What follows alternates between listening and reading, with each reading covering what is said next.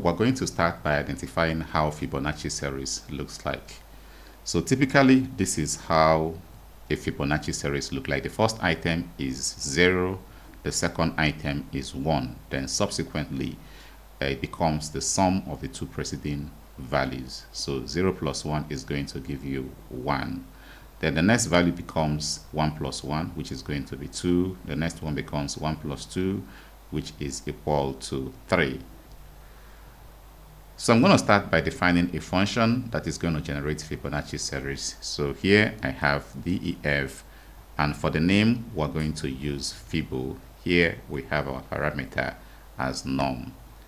Then we'll go ahead and establish the base case. So here we have if num is equal to 0, then return 0. Then we're going to use elif.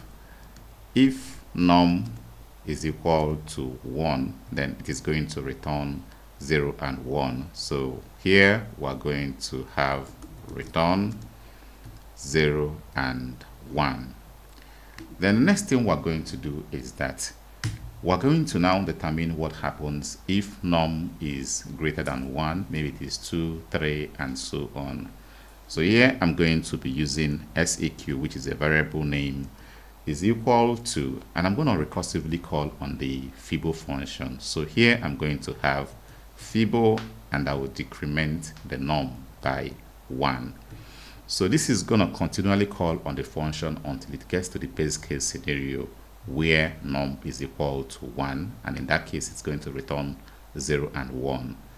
Then at this point I want to add up the two preceding numbers. So I'm going to be using the append method to append the sum of the two preceding values.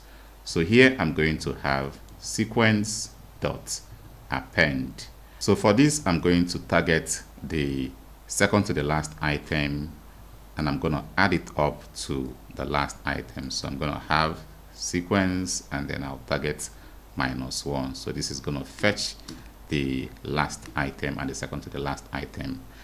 The next thing to do is to return the sequence. Then afterwards we can test whether our Fibo function is working as expected. So here I'm going to have result is equal to Fibo, and then I'm going to pass in 5 there. So let's go ahead and print the result. So print result. So this is expected to give us a Fibonacci series, and you can see it will have a Fibonacci series, the first one being 0, 1, 1, 2, 3, and 5.